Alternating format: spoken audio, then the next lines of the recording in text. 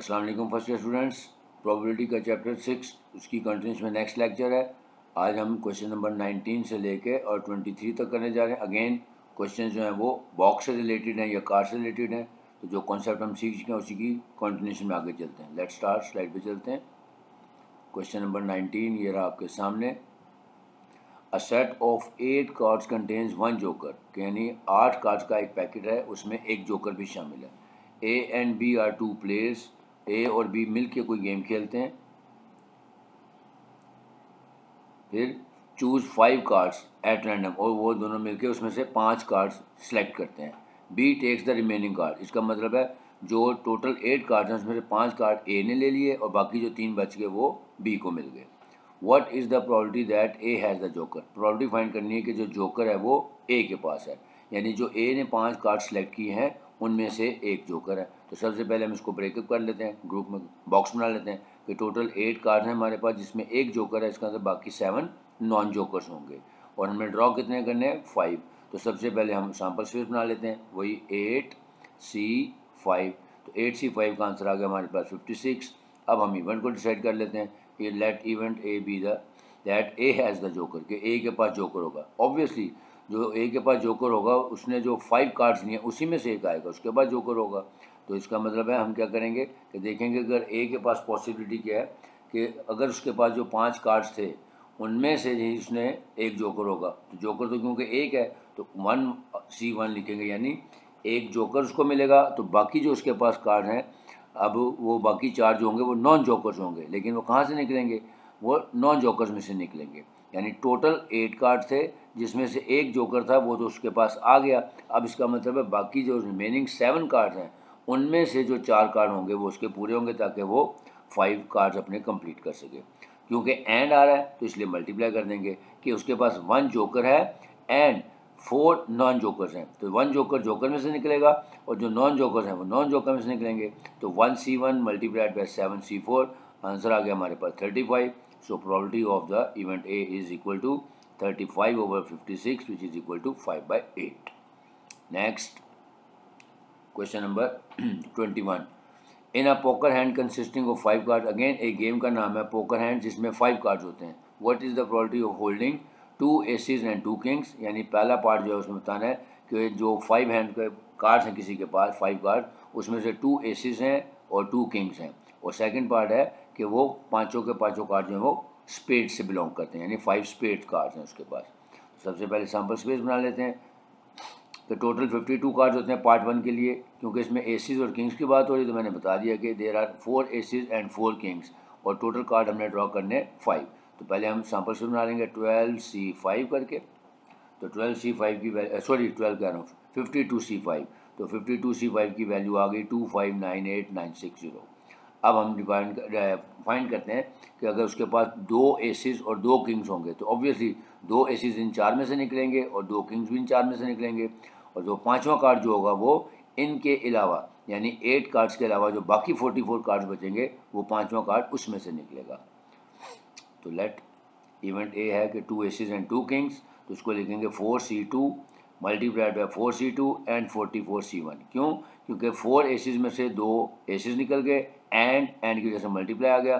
फिर 4 किंग्स थे उसमें से 2 किंग्स निकल आए, तो फिर एंड एक कार्ड बच गया क्योंकि हमने टोटल 5 कार्ड्स निकालने थे। तो बाकी जो हमारे पास देखें 4 और 4 8 कार्ड्स तो निकल गए, तो बाकी 52 में से बच गए 44। अब जो पाँचवा कार्ड होगा वो इन 44 में से ड्रॉ किया जाएगा। सो एंड 44C1 हो गया, इसको मल्टीप्लाई कर दिया 6 multiplied by 44 which is equal to 1584। अब हम इसकी प्रोबेबिलिटी निकाल लेंगे 1584 डिवाइडेड बाई 2598960, और कैलकुलेटर का सिंपलेस्ट फॉर्म में आंसर आ गया 33/54145। अब पार्ट बी के लिए, क्योंकि उसने कहा जी स्पेड कार्ड चाहिए, तो अब मुझे भी पता है कि जी टोटल 52 कार्ड में 13 स्पेड कार्ड्स होते हैं। तो इसका मतलब बाकी जो 39 होंगे कार्ड वो नॉन स्पेड होंगे, यानी उसमें हार्ट होगा, क्लब होगा और डायमंड कार्ड होगा। लेकिन क्योंकि मैंने कहा कि चाहें तो वो 0 वाला भी कर सकते हैं, लेकिन हमें ये देखना है कि हमें स्पेड कार्ड चाहिए, तो वो ऑब्वियसली इन 13 में से निकलेगा। तो जो इवेंट बी होगा हमारा वो होगा 13C5। ये देखें number of sample points in event B क्या होगा 13C5, क्योंकि 13 स्पेड कार्ड्स हैं और उसमें से ही पाँचों कार्ड निकलेंगे विच इज़ इक्वल टू 1287। अब हम उसका फार्मूला लगा देते हैं, probability of B is equal to N of B over N of S. यानी 1287 divided by 2598960 which is equal to 33/66640।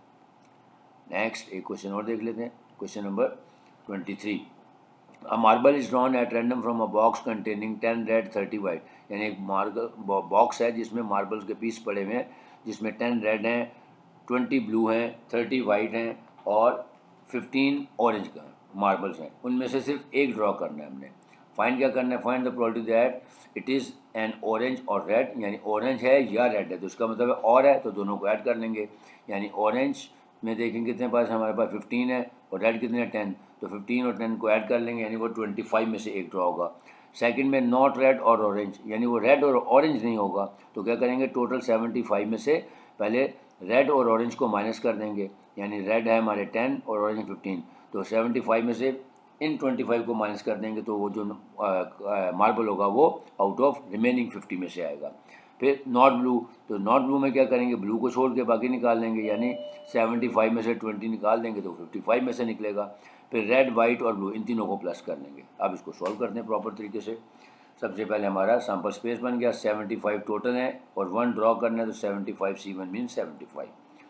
Event A orange और रेड, तो ऑरेंज और रेड दोनों को ऐड कर लेंगे। ऑरेंज है हमारे पास 15 और रेड है हमारे पास 10, तो 15 + 10 कितने हो जाएंगे यानी 15 C1 + 10 C1, तो ये हो गया हमारे पास 15 + 10 यानी 25 C1। या हम इसको यूँ भी लिख सकते हैं कि दोनों को ऐड करने, 15 + 10 25 और 25 C1 कर लेंगे तो 25 ही आएगा। अब हम प्रोबेबिलिटी निकाल लेते हैं, 25/75 यानी 1/3।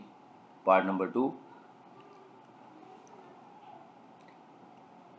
नॉट रेड और ऑरेंज, के रेड और ऑरेंज नहीं होना चाहिए। इसका मतलब हो गया कि रेड और ऑरेंज को, यानी इनको 25 को माइनस कर देंगे, बाकी बचेंगे 50, उनमें से एक ड्रॉ करेंगे, तो 50 C1 यानी 50 आ गया, तो प्रॉपर्टी आ गई 50/75 यानी 2/3। नेक्स्ट पार्ट, नॉट ब्लू, तो नॉट ब्लू का मतलब है 75 में से ब्लू वाले माइनस कर दें, यानी 20 माइनस कर देंगे 75 में, तो 55 बचेंगे, उनमें से एक निकालेंगे, तो इसका आंसर होगा 55/75 यानी 11/15। फिर डी है रेड वाइट और ब्लू, तो रेड वाइट और ब्लू तीनों को ऐड कर लेंगे, 10 + 30 + 20, तो ये हो गया 60 C1 करेंगे तो 60 आ जाएगा। या हम ऐसे भी कर सकते हैं 10 C1 + 30 C1 + 20 C1, या तीनों को ऐड करके 60 C1 भी करते, तब भी आंसर सेम ही आता है। तो इसकी प्रोबेबिलिटी आ जाएगी हमारे पास 60/75 मीन्स 4/5। तो ये थे चंद और क्वेश्चन हमने जो किए हैं, जो जिनका ताल्लुक मार्बल से या कार्ड से था, लेकिन जो कॉन्सेप्ट है वो तकरीबन सेम ही था कि एक बॉक्स की फॉर्म में थी, एक ग्रुप की फॉर्म में थी। तो इस तरह के क्वेश्चन को जैसे सॉल्व करते हैं तो उसका आपको आसान तरीका पता है। उम्मीद है आपको समझ आया होगा।